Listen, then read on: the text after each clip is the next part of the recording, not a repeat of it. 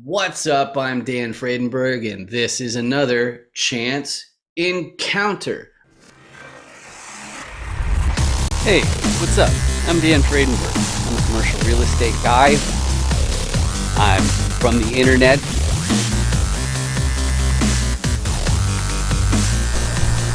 We're seeing more properties like this being built in front of a house that's going to be torn down soon. I understand that there are power lines that are getting kind of close. What's up again? This is Dan Fredenberg, and that there is a commercial real estate building.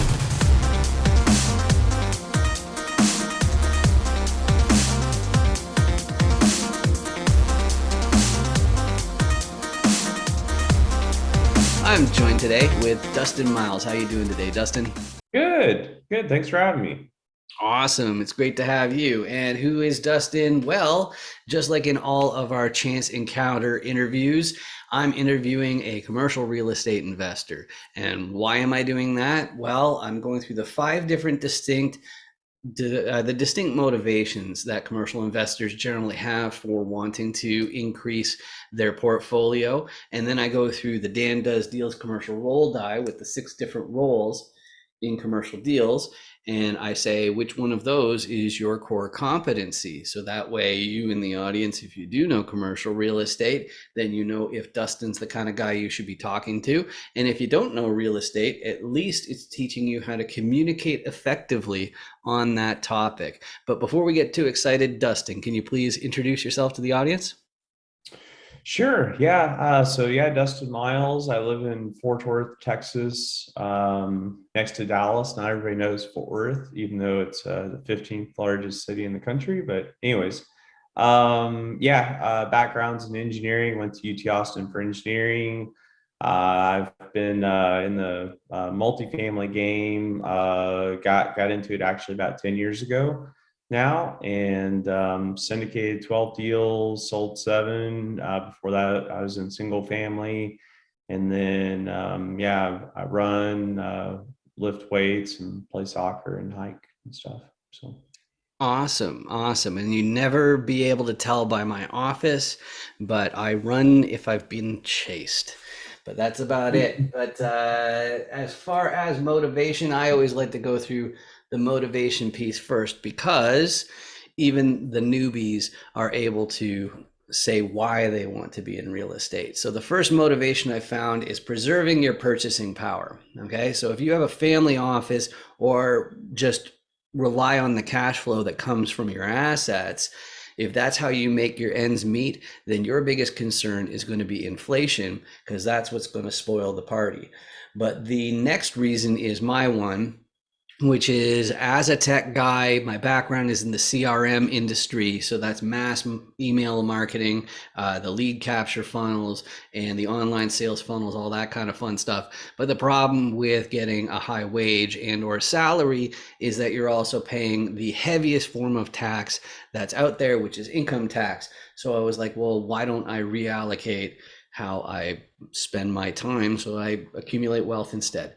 The next reason, though, is the most frequent answer I hear, which is that people are looking to fast track their retirement. And there's one thing that's implied in fast tracking your retirement, which is that you want to call it quits one day, or at least you want to reduce it to maybe 1 day a week, or 1 week a month, or 1 month a year, or whatever it is.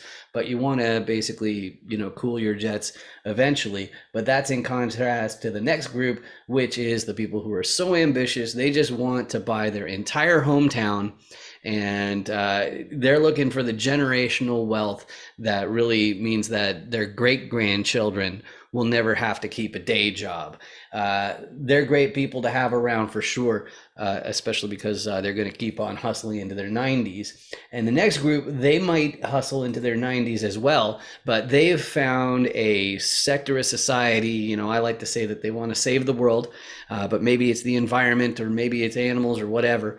But Their goal is they realize that accumulating wealth is one of the most powerful vehicles out there to make a big impact on society. So they're equally as motivated. However, the dollars and cents might not be quite as important as how to get there. So they're looking to help people who need it. So out of those 5 different motivations, Dustin, which ones describe you best? I mean, I would say I'm, a pretty motivated person, all that. I guess I've never really heard it in that form. So I thought that was pretty interesting. So good for you. I think the last one probably applies to me the most. So, I'm, feel like I'm pretty ambitious and all that, and it doesn't stop with just multifamily. I'm pretty ambitious. I have I have a running coach, and I have a weightlifting coach and nutrition coach. I mean, so I want to, if I'm doing something, I want to be really good at it. So. All right, that's beautiful. So the next part here, I'll take it right from zero, just in case you're not really used to commercial real estate. And I'm talking to you in the little camera thing here when I'm saying that. But the first person I need to explain to you is, what's a repositioner? There we go. Now we can start to see it there. There are a few different buildings up here. What a repositioner does is they're looking at lots of buildings to make more acquisitions. But what they're doing is they're underwriting the deal. And that's a fancy word. And all it means is they're doing the math. So they're figuring out, is this property actually making the money that the seller says it is? And then they're looking through the numbers to find upside. Okay. So how do you get upside? The 2 main ways of getting upside are more efficient operations. You stop those Benjamins from going down the toilet, but it's more than just unclogging toilets and collecting rents. I've got a background in marketing and automation, so there's some things that that are applicable from my skill set in there. But the marketing part is for the leasing agent, is another term for it, which is making sure that your vacancy rate stays low. But for most repositioners, that's not going to be enough to really find enough upside. So they quite frequently will have to get a contractor team to do some value add, in other words, renovations. So that way the actual units are nicer, and that way they can charge more in rent, and that's upside. But the repositioner may have the problem that I have, and I have it because I'm from the internet, but that's that they also need a local. They need some boots on the ground that can be there basically at a moment's notice. And that's not going to be me, because I have to deal with customs, blah, blah, blah, blah, blah, blah, blah. But if you were a tenant and you saw all these people standing next to each other, you probably say, oh, those are the owners. But of course, it's more complex than that. You need the banks, you need the financiers. There are other types of financiers like capital raisers as well. But the financiers are the ones who are going to be lending you all the money.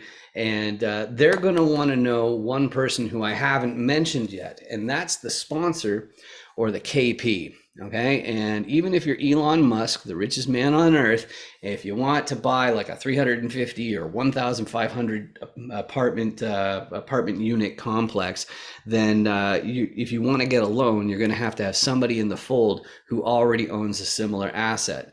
Now, there are a couple other requirements. One is having a bit of liquidity, and then the other thing is a balance sheet of at least the amount of the loan. But if you put that all together, you've got yourself a commercial real estate deal. If you want to download one of these, you can go to dandoesdeals.com and you can download it for free. I don't even ask for your email address like a dummy. It's terrible. But Dustin, your core competencies when it comes to roles in a commercial deal, what do you usually contribute?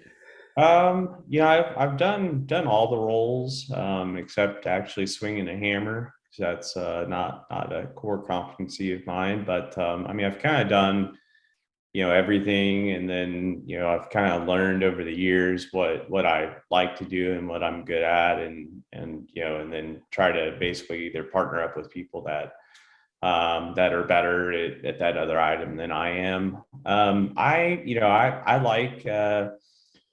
I've raised, a number of dollars over the years. I mean, I'd say I'm pretty decent at it, but there's probably other people that are better at it than I am. I would say that as far as kind of like the art of the deal, and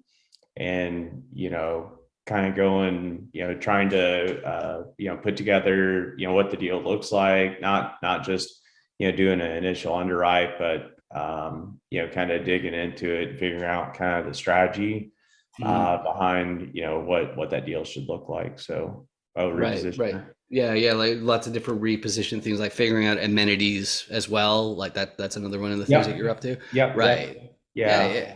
Yeah. Okay. So, I mean, when I was growing up as a kid, some people play different video games and all that. So I played strategy games. I played Civilization, SimCity. When I was before that, when I was a little kid, I'd always play Monopoly.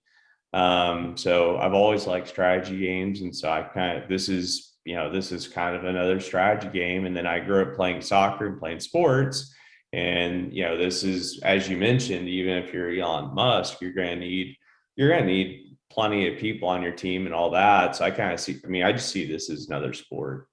Yeah, absolutely. Yeah, I love that. And the strategy game thing is funny. When I was becoming CTO, I switched the games that I played. I did stick to strategy, but I looked deliberately for games where it would help my thinking in some way. So like all the Call of Duty stuff like that, it's just like no, never. Like I wouldn't do anything like as far as first person shooters because you're not really sharpening your mind so much as your reaction speed.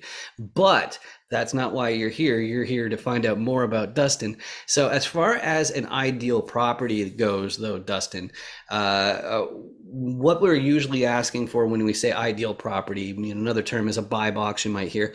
It's the geography. So, where is it? So, what states, counties, anything like that. The next thing you're looking for is unit count.